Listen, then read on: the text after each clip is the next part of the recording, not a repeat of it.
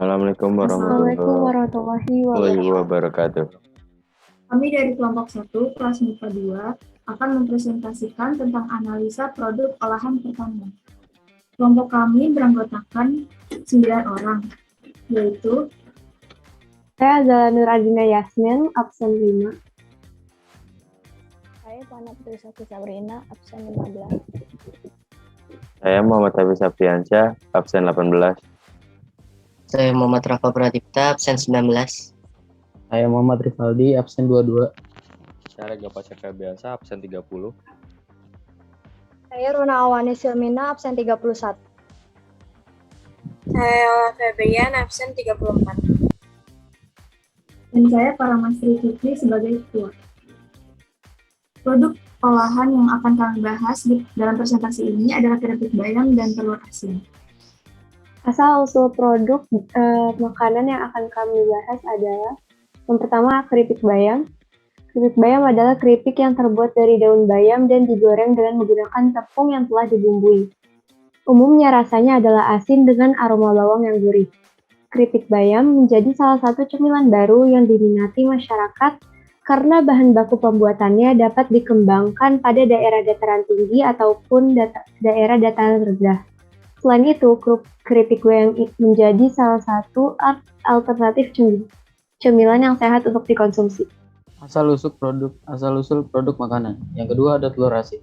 Sejarah telur asin mulai dikomersialisasikan di Brebes pada era 1950 sampai 1960-an.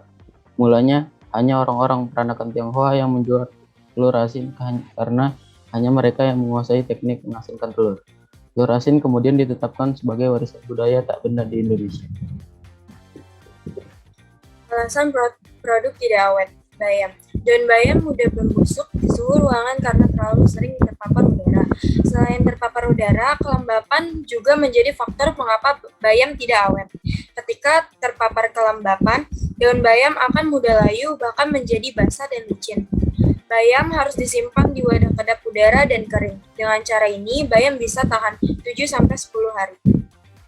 Alasan produk tidak awet, telur bebek. Telur bisa busuk biasanya terjadi akibat banyaknya jumlah bakteri salmonella di dalam telur. Telur bebek yang tidak diberi perlakuan khusus atau hanya ditaruh di suhu ruang hanya bisa bertahan disimpan selama 2 minggu saja. Telur dapat bertahan hingga 4-5 minggu jika disimpan di dalam kulkas dan jika cangkangnya masih utuh, terlindungi dan tidak pecah. Selanjutnya, kita akan masuk ke analisa bahan pangan. Yang pertama adalah bayam. Bayam sebelum terkontaminasi memiliki warna hijau, tidak layu dan batangnya yang kokoh. Tetapi ketika sudah terkontaminasi, maka daunnya akan layu dan memiliki warna kehitaman serta basah. Selanjutnya, kita akan masuk ke analisa bahan pangan telur bebek. Telur bebek sebelum terkontaminasi memiliki bau yang segar dan tidak amis, memiliki tekstur kental atau tidak menyebar ketika dipecahkan, memiliki warna kuning telur cerah atau orange. Tetapi ketika sudah terkontaminasi, maka telur bebek akan memiliki bau yang menyengat, bahkan bisa tercium baunya saat di luar cangkang. Selanjutnya memiliki tekstur cair atau pecah dan memiliki warna kuning telur yang berubah menjadi hijau. Teknik pengolahan produk. Yang pertama, bayam.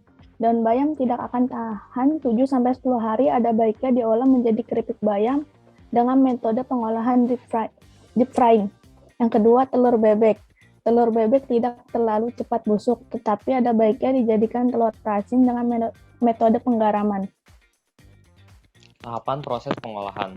1. Campur tepung beras, sagu, bawang putih, garam, lada, dan santan cair perlahan sambil diaduk. Hentikan jika kekentalan adonan dirasa sudah pas. 2. Panaskan minyak celup bayam satu persatu ke adonan, goreng dengan api kecil. 3. Balik ketika bayam sudah mengeras. Jika sudah berwarna kuning kecoklatan, angkat sisihkan. 4. Lelehkan margarin, tumis bawang putih sampai wangi, campurkan dengan cabai, seledri, dan daun bawang, aduk sebentar. 5. Masukkan keripik aduk-aduk. 6. Lalu simpan di tempat yang kedap udara, toples, standing pouch, atau plastik ziplock.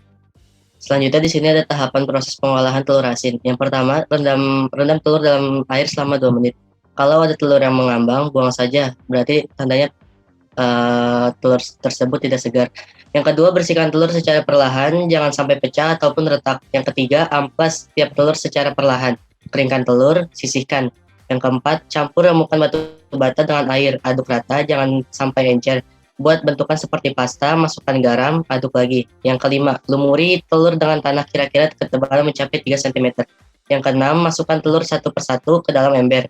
Yang ketujuh, taburi telur yang sudah dilumuri tanah dari tadi dengan remukan batu bata secukupnya. Diamkan selama 14 hari. Yang kedelapan, setelah semua proses selesai, rebus telur dengan api kecil selama 1 jam. Yang kesembilan, bisa juga dengan cara dikukus dalam waktu 1 jam. Bahan tambahan yang digunakan untuk membuat keripik bayam. Pada proses pembuatan keripik bayam, garam dan tepung adalah bahan dan tambahan yang dibutuhkan. Selain menjadi penambah cita rasa untuk keripik, garam digunakan untuk mengawetkan bahan pangan. Untuk telur asin, pada proses pembuatan telur asin, garam adalah bahan tambahan. Garam berfungsi sebagai pencipta rasa asin sekaligus bahan pengawet, karena dapat mengurangi kelarutan oksigen. Oksigen diperlukan oleh bakteri, menghambat kerja enzim proteolitik, enzim perusak protein, dan menyerap air dari dalam telur. Kesimpulan dari presentasi ini adalah keripik bayam dan telur asin adalah hasil olahan dari produk pertanian yang sering panen tetapi tidak awet, yaitu bayam dan telur bebek. Kedua produk ini memiliki peluang usaha yang besar. Selain bahan yang mudah didapat dan ekonomis, manfaat yang terkandung dalam setiap produk sangatlah beragam. Sekian dari kelompok kami, kurang lebihnya mohon maaf. Wassalamualaikum Wassalamualaikum warahmatullahi warahmatullahi wabarakatuh.